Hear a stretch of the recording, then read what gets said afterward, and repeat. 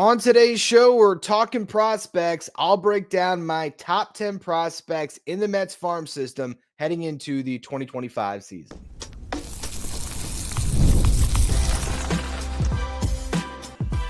You are Locked On Mets, your daily New York Mets podcast. Part of the Locked On Podcast Network, your team every day. Hello to all you amazing Mets fans. You're watching Locked On Mets, part of the Locked On Podcast Network, your team every day. I'm your host, Ryan Finkelstein. If you want to find any of my work, follow me on X at Finkelstein Ryan. You can also find some of my writing at justbaseball.com, where I work as the managing editor.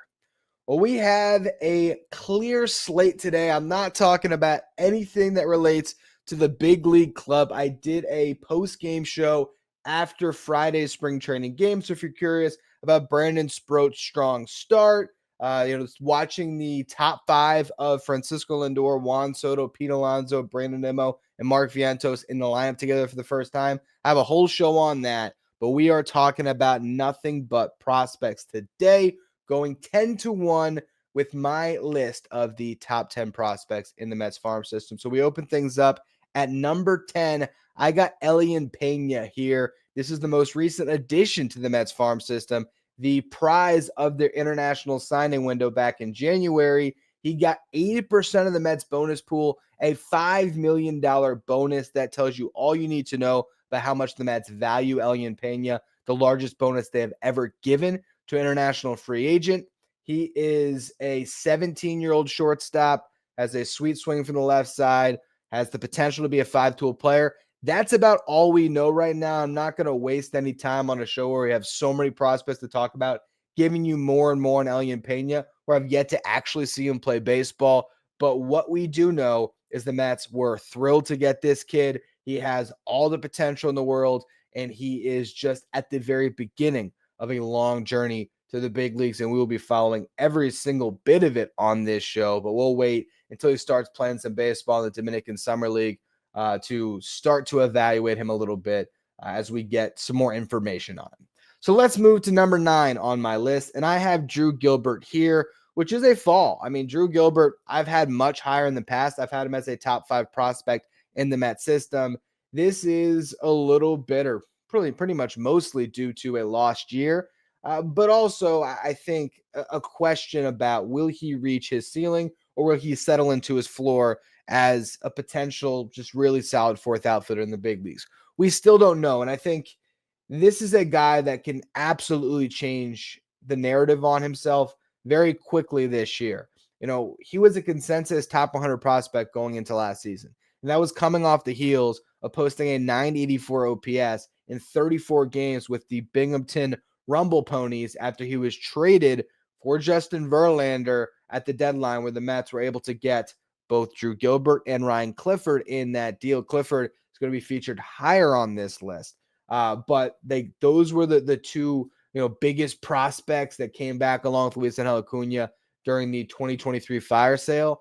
And Gilbert performed the best of the three after the trade, really did sort of boost his standing. And again, was a consensus top 100 guy going into last year. Now, no one's got him on a top 100 list, and that's because he lost the season basically due to a hamstring injury. Though I was a little bit surprised when I looked back at the numbers and saw that he actually did play 56 games in AAA last year. I thought it would have been less.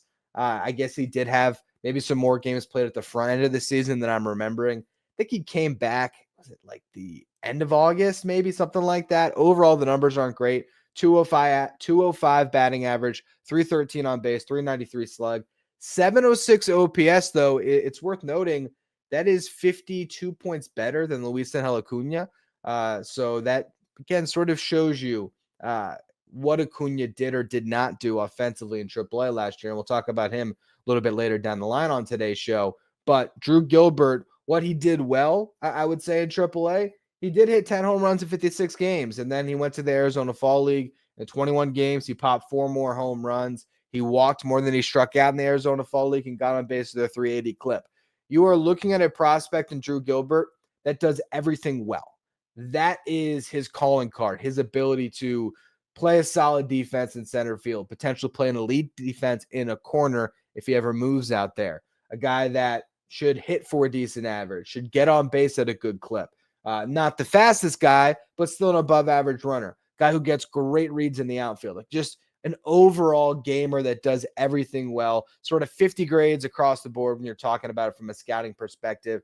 And one of the things that Arm Layton notes, and I'm going to be referencing the Arm a lot throughout the show today because he just wrote our top 15 prospects from the Mets for Just Baseball where I work. And I will say that is a different list than my list here.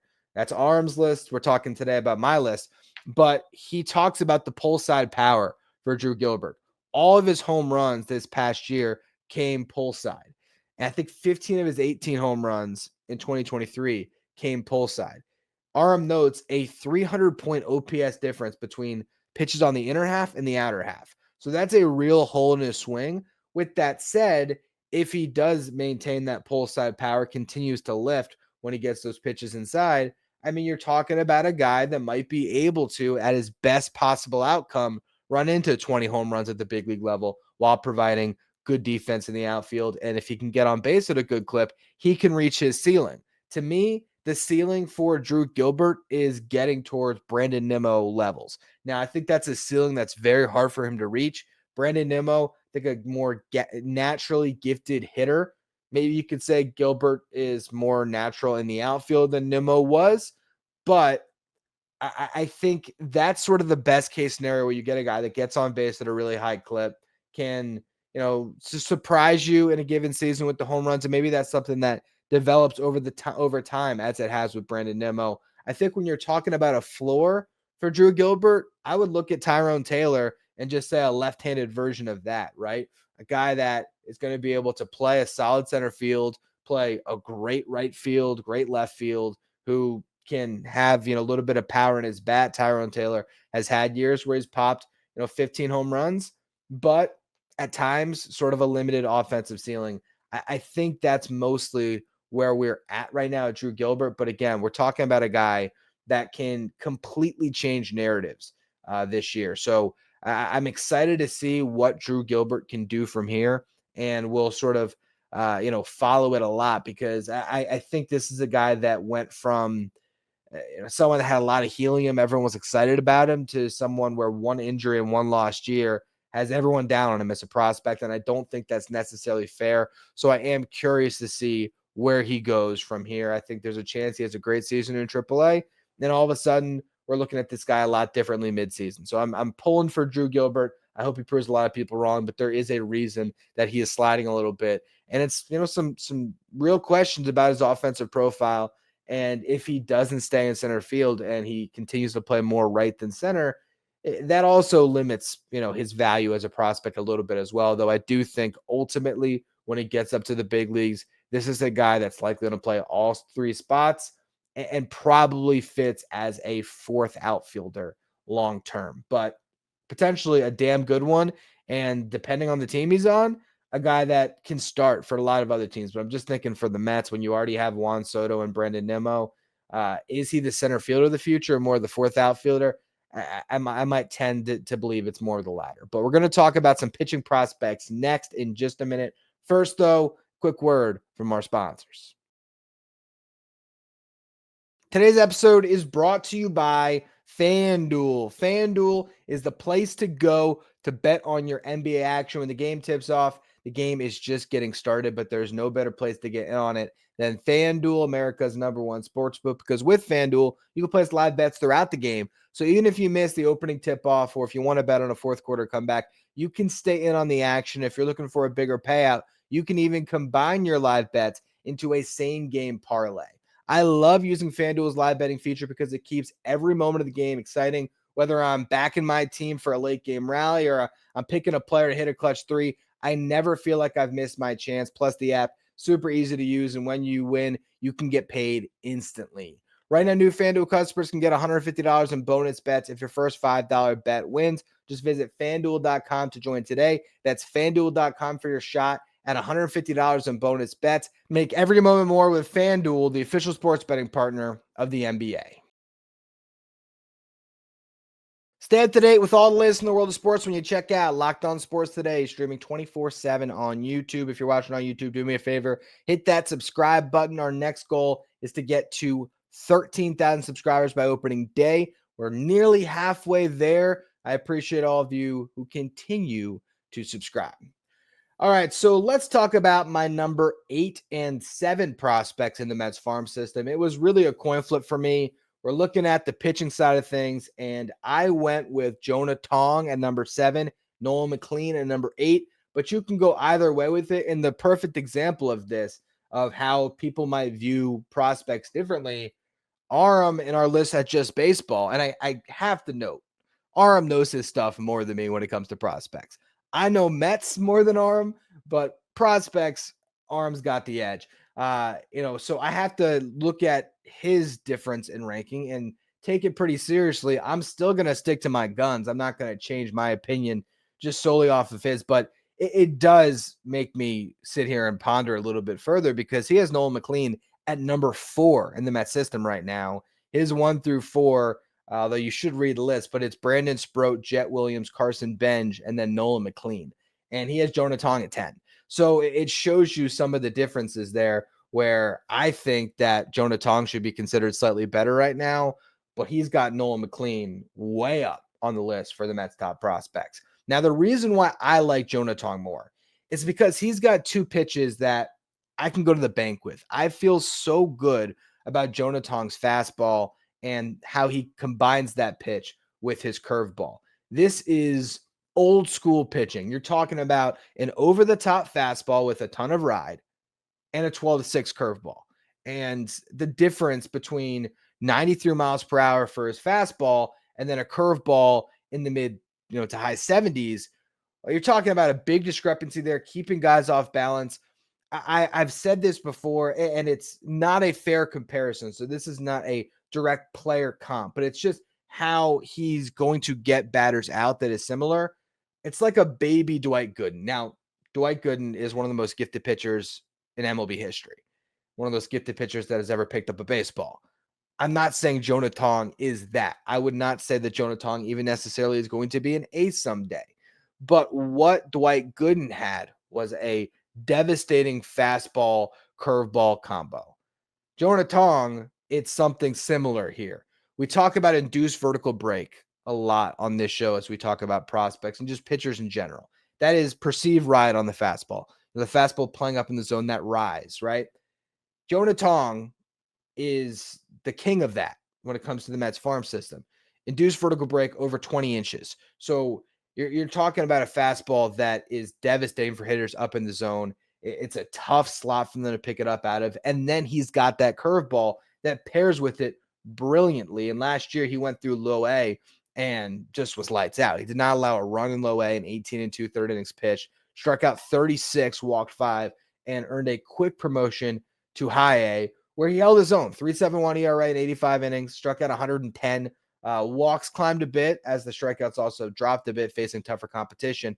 But again, to strike out 110 in 85 innings, it shows you how good his stuff is. And then he actually made a couple starts in Double-A and fared well there as well. Gave up 3 runs in 9 1/3 innings pitched, struck out 14, walked 4. So I'm looking at a 21-year-old whose stuff played at high A really well and even played in a very limited sample at Double-A. He's going to start this year at Double-A.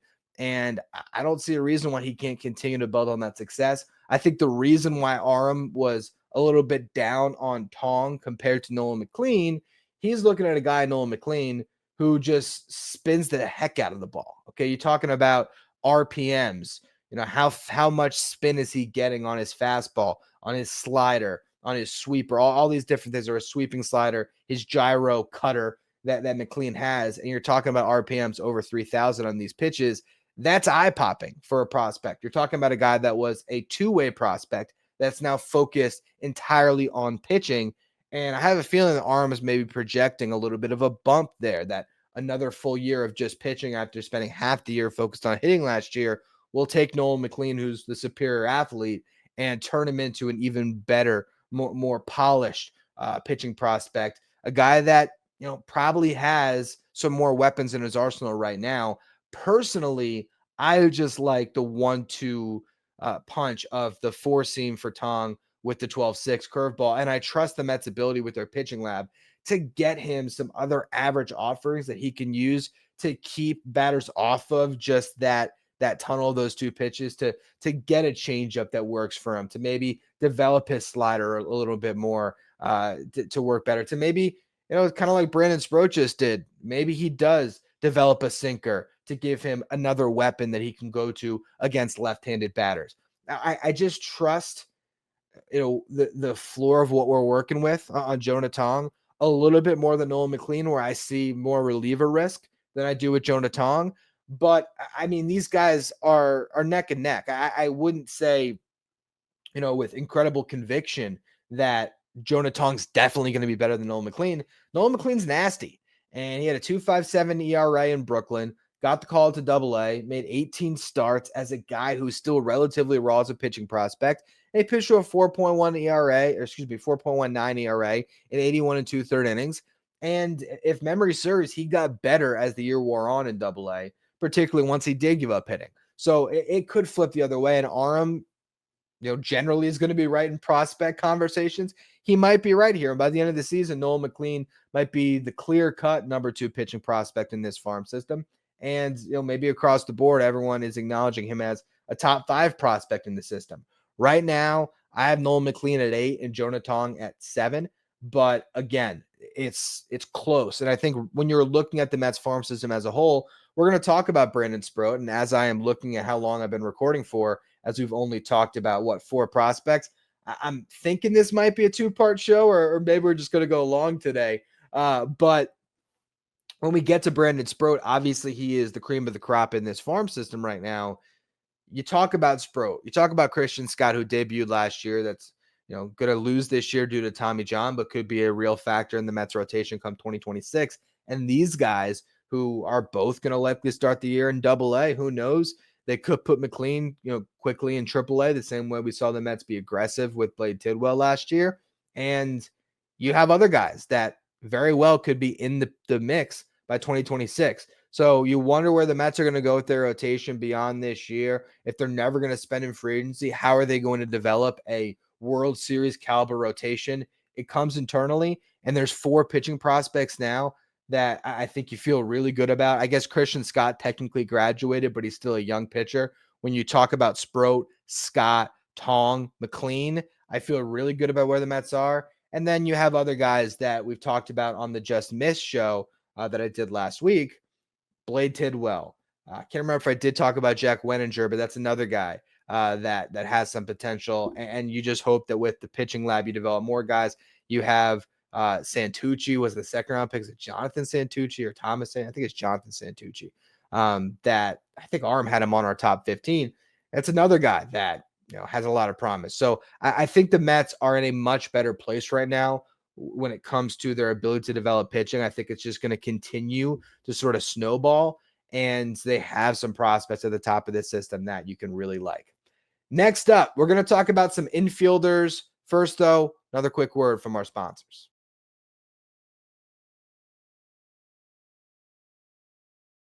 Now we are at number 6 on my list of the top 10 prospects in the Mets farm system. And this is where we're going to bring in Luis Acuña. I spend so much time talking about Acuña because he's pretty much in the big league mix right now. He is competing for a job, against Brett Beatty and I guess Donovan Walton to be the utility infielder on this roster right now. So he's going to graduate soon. I have him at number 6. And I think it's good to compare him to the number 5 prospect on my list, which is Jesus Baez. Now, funny enough, you look at Arm's list at Just Baseball, he's got those two guys exactly flipped. He has Acuña at 5, Baez at 6. I think he's banking on floor with Acuña. I'm banking on ceiling with Baez. You can go either way. What I like about Jesus Baez, for one, he's the top third base prospect in the Mets system right now. If you go back about a month ago, I did a whole podcast where you can probably get a little bit more analysis on Jesus Baez and Ryan Clifford in particular. Still hasn't come up yet, so stay tuned in a minute here. But those two guys, I described them as the future at the corners. This was before Pete Alonso was signed.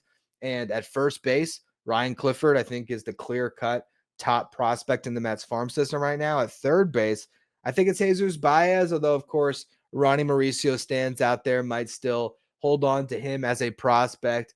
Whether he graduated or not, spending a year on the IL, it doesn't really matter. I am not considering Mauricio as part of this list because of all of the MLB service time he has. He'd probably be somewhere in this same mix, right? He'd probably be somewhere, between Acuña, Baez. I don't even know where I'd put Mauricio. But when it comes to Jesus Baez, it's a 19-year-old that, was a shortstop. He's now sort of moving off over to third base. Strong arm, good hands. I think he has a chance to be an above average defender at third.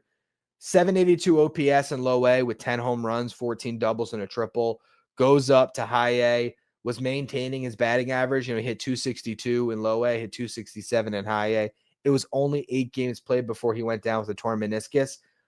But I think he would have hit at that level. I don't know how much power he would have tapped into in Brooklyn, a tougher ballpark potentially than St. Lucie. Though St. Lucie, in the thick of the summer when it comes to the heat, doesn't necessarily play as a great hitter's ballpark either. But I think Jesus Baez is a guy that can really tap into more and more power as he develops and can continue to evolve with that hit tool.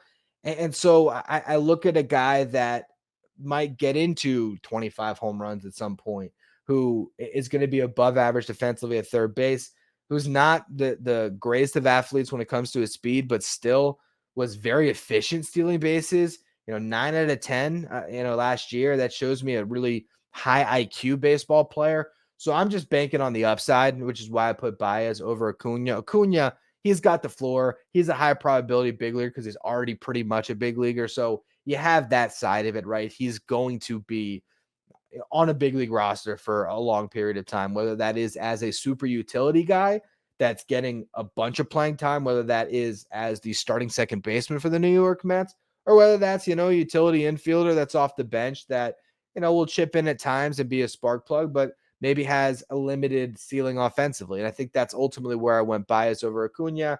I can't ignore what Acuña did in AAA last year. And even now, limited at bats at spring training, he hasn't necessarily popped yet. It's spring, it's early. I get it.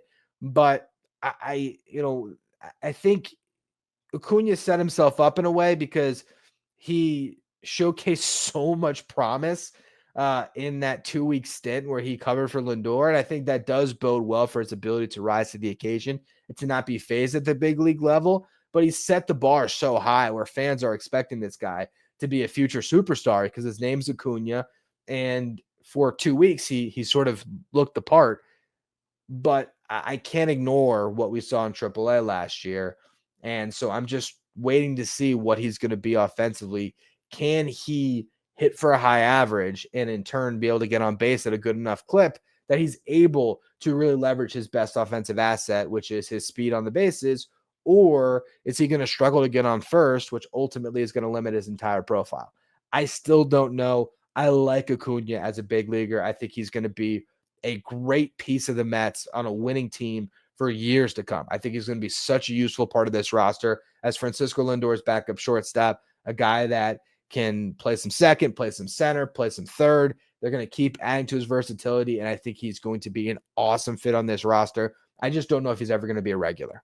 Whereas Jesus Baez, I still have the hope that he's going to be the Mets, starting third baseman in, 2 to 3 years. Granted, Mark Vientos will have something to say about that. But as far as just how he's going to track in his development, that's where I see him. And you never know, what Vientos' future holds, if he's going to be third baseman forever, if he's going to move to first, is he going to DH?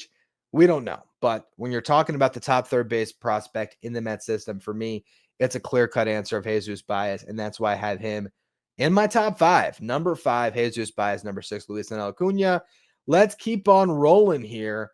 Number 4, I had Carson Benge. Now, Carson Benge was the Mets' first-round pick this past year. He was a two-way athlete at OSU. He gave up pitching once it came to the Mets. In the draft, it seemed like he wanted to be a two-way guy, but the Mets wanted him to focus just on hitting. It's going to allow him to add some muscle to kind of a lanky frame right now, and hopefully that allows him to tap into a little more power. But right after the draft pick, I can't remember if it was David Stearns or Chris Gross, but one of those high-ranking executives in the Mets front office threw out their 5-tool potential in center field. And that's what you have the dream on with Carson Benge. This is going to be his first full season in the Mets organization. Imagine he probably starts the year in Port St. Lucie.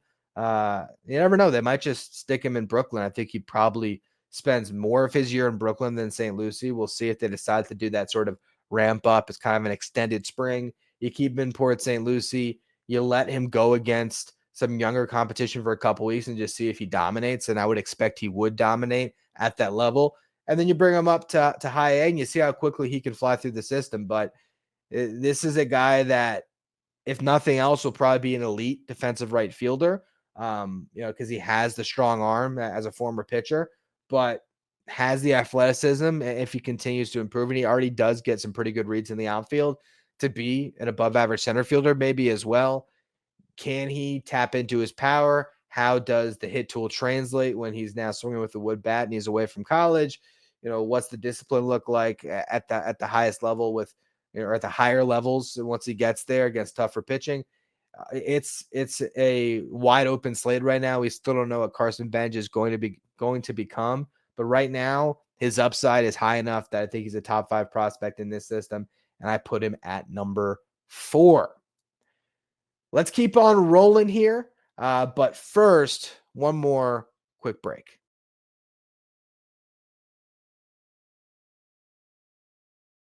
The rare 4-segment edition of Locked On Mets. If you want to be Locked On Mets Insider, because you tune in every day, make sure you find a link in the episode description. You go to subtext.com/LockedOnMets. This is our texting service where you get updates from me. Anytime news breaks in the Mets, you can ask me questions anytime. You can stay up to date with all of your latest Mets information. And you can take part in our Locked On Mets signed photo giveaways. I gave away 3 signed photos this week to catch up after not doing a giveaway for some time. And I plan to do more as we gear up for the season. So if you want to be Locked On Mets Insider, again, find that link in the episode description. Let's talk about Ryan Clifford. I have him at number 3 in the Mets farm system. And interesting to note, Aram for us at Just Baseball had him at number 7. So I was a little surprised there because prior to this top 15 ranking, Ryan Clifford was a top 100 prospect for us at Just Baseball. I got a feeling that Ryan Clifford is going to slip out of our top 100. I have a sneaking suspicion. I haven't talked to Arm about it yet, but I just, to see him go from, I believe the last time we had a top 15, I think he was 3rd for us at Just Baseball. And now he's got Nolan McLean ahead. Maybe McLean crossed the top 100. He's got Carson Benge ahead. He's got Acuña and Baez ahead. Why is he down on Ryan Clifford? It is an inability at times to hit fastballs, particularly up in the zone. Now, what Ryan Clifford does well, great at hitting breaking balls. 850 OPS against them in 2025. Aram notes that in the article, but he mentions a 570 OPS on pitches in the top third of the zone and a 64% zone contact rate against fastballs, 93 mile per hour or higher. So I think what he's seeing is a guy that might be able to, or that will get blown up by fastballs. And as he gets to the highest level, that is certainly concerning. What I look at with Ryan Clifford is a guy that has great plate discipline. Aram notes that he's maybe too passive, but you're looking at a guy that consistently runs high on base rates. He didn't hit in high A because that's a tough ballpark for him, but he got on base at a 412 clip, goes up to double A, 99 games, hit 231, 359 on base, 457 slug, 18 home runs, 58 RBIs. He's got the most pop in the Mets farm system, unless you consider Ronnie Mauricio a prospect still. Those are the 2 guys that have the most pop right now when you're talking about some of the young players coming along now that Vientos and Alvarez have graduated.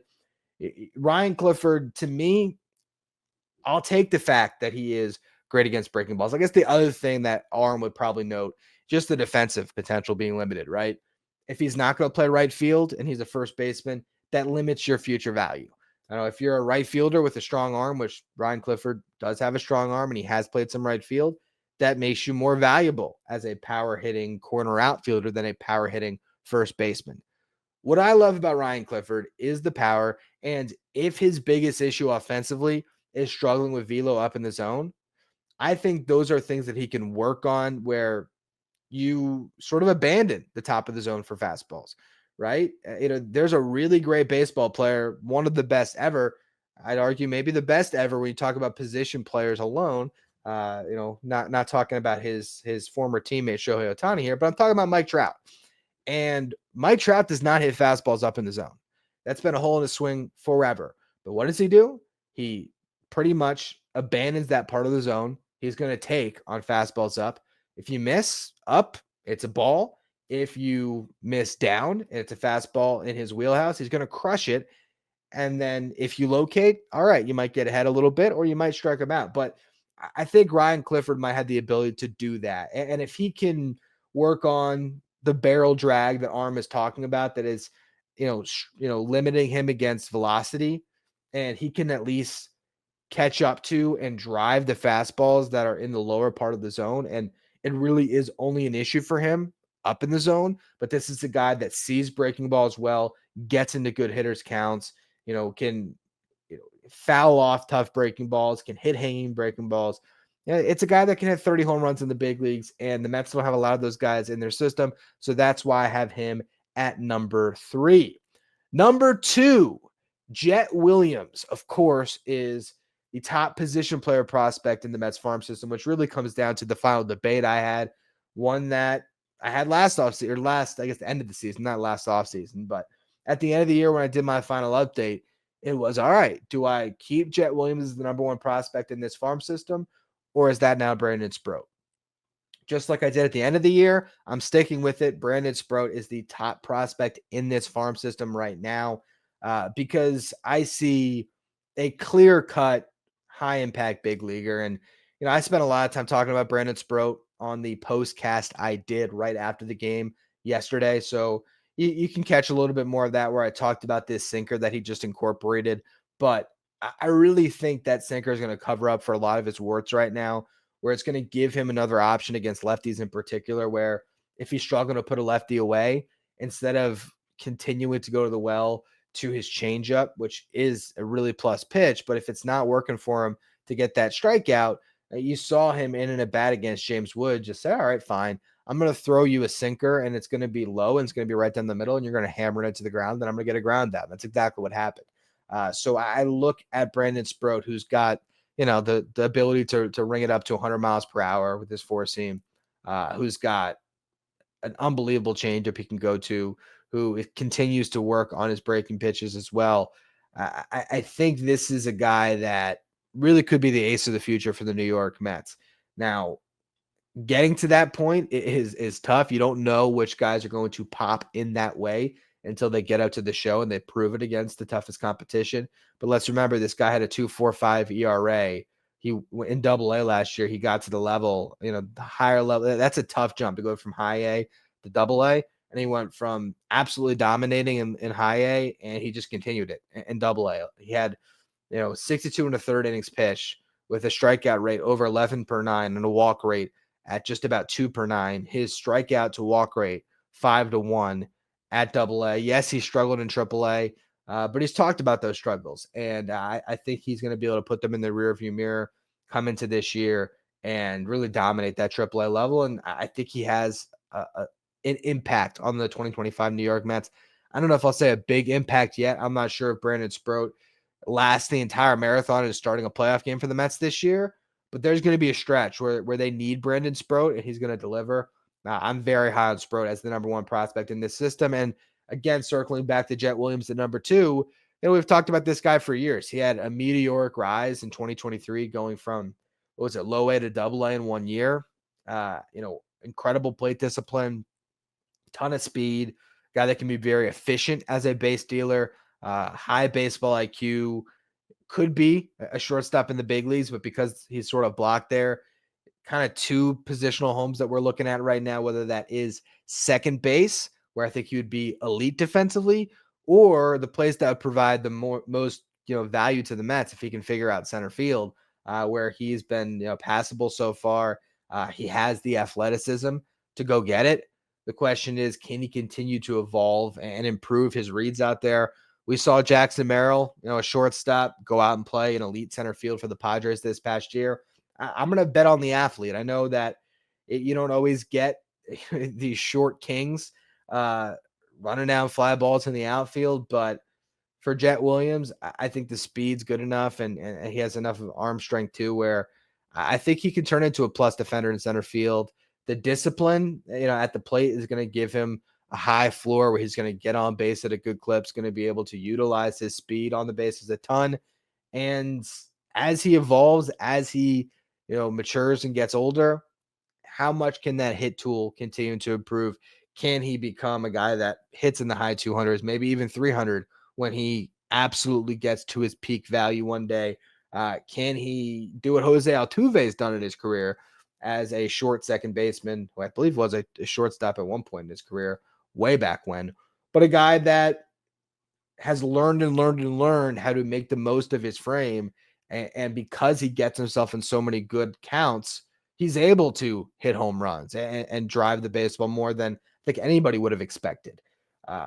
That's Hall of Famer we're talking about with Altuve. I'm not saying Jett Williams is going to be a Hall of Famer, but it's just characteristics that I look at, and I think that the ability, to get barrel on ball, his plate discipline, and his IQ leads me to wonder if this guy is going to really blow away what scouts are projecting right now in the power department.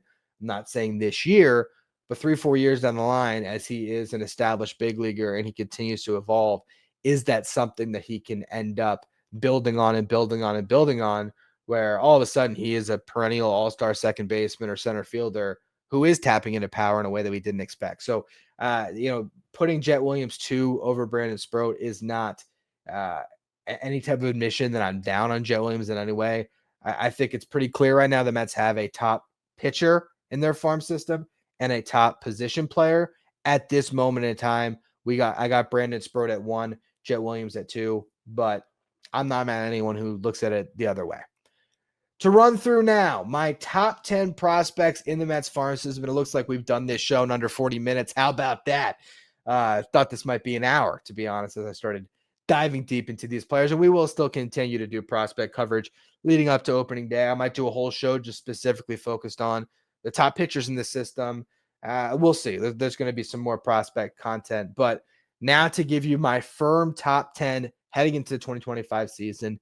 Number 1, Brandon Sproat. Number 2, Jett Williams. Number 3, Ryan Clifford. Number 4, Carson Benge. Number 5, Jesus Baez. Number 6, Luis Acuña. Number 7, Jonah Tong. Number 8, Noel McLean. Number 9, Drew Gilbert. And then to round it out, the most recent signing, Elen Peña at number 10. Appreciate all of you who tuned into today's show. If you're listening on the audio side, make sure you follow, rate, and review wherever you get your podcast. If you're watching on YouTube, hit that subscribe button. Help us get to our next goal of 13,000 subscribers. If you want to follow me on X, you can do so at Finkelstein Ryan. Follow the show at Locked On Mets. Thank you for making Locked On Mets your first listener, your first watch every day. Now for your second watch, head over to YouTube and check out the first ever 24/7 streaming channel that covers everything in the world of sports. We're talking about Locked On Sports Today with our local hosts from each team, league-wide hosts from each league. Find Locked On Sports Today streaming 24/7 on YouTube.